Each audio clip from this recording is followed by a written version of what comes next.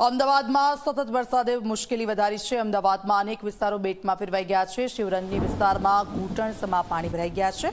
વાહન ચાલકો હેરાન પરેશાન। આનંદનગરથી વસ્ત્રાપુર રેલવે સ્ટેશન જતો રસ્તો બ્લોક થઈ ગયો છે। એક મસ્ત મોટું વૃક્ષ ધરાશય થતા રોડ બંધ છે। સ્થાનિકોએ ફાયરની ટીમને જાણ પણ કરી। ફાયરની ટીમે ઘટના સ્થળે પહોંચીને કામગીરી શરૂ કરી છે।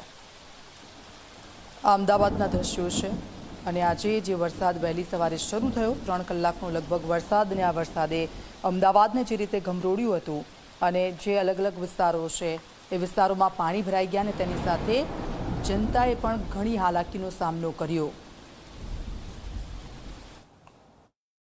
અમદાવાદમાં હજી પણ ધોધમાર વરસાદ અવિરત વરસી રહ્યો છે અને અત્યારે હું શિવરંજની પાસે ઉપસ્થિત છું, જ્યાં આખો વિસ્તાર જાણે બેટમાં ફેરવાઈ ગયો હોય તે પ્રકારના દ્રશ્યો સામે આવી રહ્યા છે। આપ જુઓ કે વાહન ચાલકો એક તરફ આવી રહ્યા છે, બીજી તરફ આખો રોડ બેટમાં ફેરવાઈ ગયો છે, જેના કારણે ચારે તરફ પાણી જ પાણી જોવા મળી રહ્યું છે। વાહન ચાલકોના વાહનો ખોટવાયા હોય તે પ્રકારના દ્રશ્યો પણ સામે આવી રહ્યા છે। જ્યારે કેટલાક લોકો જે સ્થાનિકો છે તેઓ વાહન ચાલકોને મદદ થાય, તેમના વાહનો જો ફસાઈ પણ ગયા હોય તો તેને તેઓ મદદ કરે તે પ્રકારની પહેલ પણ કરતા નજરે જોવા પડી રહ્યા છે। એક તરફ પ્રશાસન તો મદદ નથી કરી રહ્યું, પરંતુ ઘણા યંગ લોકો છે કે જે લોકો આગળ આવીને લોકોને મદદ પણ કરતા નજરે પડી રહ્યા છે અને જે લોકોના વાહનો ખોટવાઈ રહ્યા છે એ લોકોને તેઓ મદદ કરી રહ્યા છે। સૌથી મહત્વપૂર્ણ વાત એ છે કે હજી પણ અમદાવાદમાં એલર્ટ જારી છે, એટલે કે જે વરસાદને લઈને હવામાન વિભાગે એલર્ટ આપ્યું છે।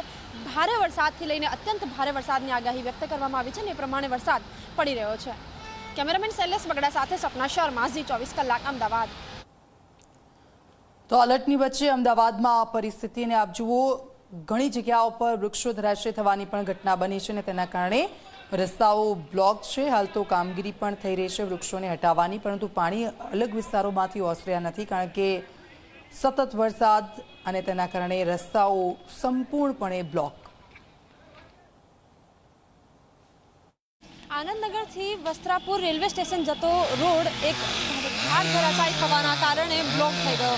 આખો રોડ બંને બાજુ તરફના, એટલે કે લેફ્ટ એન્ડ રાઈટ સાઈડે જવાનો જે રસ્તો હતો એ બ્લોક થઈ ગયો ઝાડ પડવાના કારણે, જેના કારણે એક વાહન ચાલકો છે એમને મુશ્કેલી પડી રહી હતી। ફાયર વિભાગની ટીમે રેસ્ક્યુ કર્યું છે અને રેસ્ક્યુ કરીને રોડ ક્લિયર કરવાની કામગીરી શરૂ કરવામાં આવી છે। અત્યારે હાલ આપ જોઈ રહ્યા છો કે બંને તરફના જે રોડ છે એ બ્લોક થઈ ગયા હતા। જોકે જે સ્થાનિકો છે તેમણે ફાયર વિભાગને જાણ કરી, તેમની મદદ માંગી અને જ્યારે ફાયર વિભાગ આ ઘટના સ્થળે પહોંચ્યું ત્યારે હાલ જે ગાડી આપને બતાવીશ કે જે ગાડી છે એ પણ આ ઝાડની નીચે દબાઈ ગઈ હતી, પરંતુ રેસ્ક્યુ કરીને આ ગાડીને પણ કાઢવામાં આવી છે અને સાથે હવે ફાયર વિભાગ આ જે ઝાડ છે એને હટાવવાની કામગીરી કરી રહ્યું છે અને રોડ લોકો માટે ખુલ્લો પડે એ પ્રકારની કામગીરી કરવામાં આવી રહી છે। કેમેરામેન શૈલેષ બગડા સાથે સપના શર્મા, ઝી 24 કલાક, અમદાવાદ।